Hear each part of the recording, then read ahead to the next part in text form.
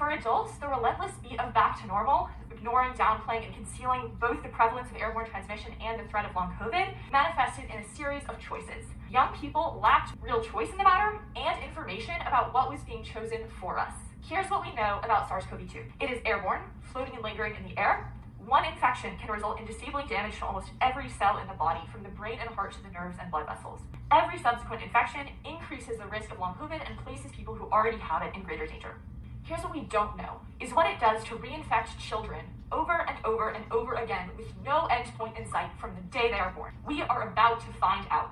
As Dr. Akiko Iwasaki says, at this point, the whole population is the control group, and after only 5 years, long COVID has surpassed asthma as the most common chronic illness in children.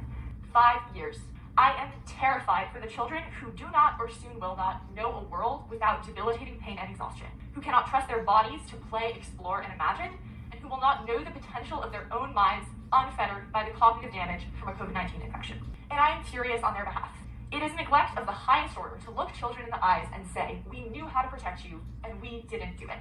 We have access to a technology to prevent airborne disease, something that millions of our ancestors and millions of people around the world today would kill for, and we refuse to use it. And I shudder to think of where we will be in another 5 years of unmitigated infection and reinfection.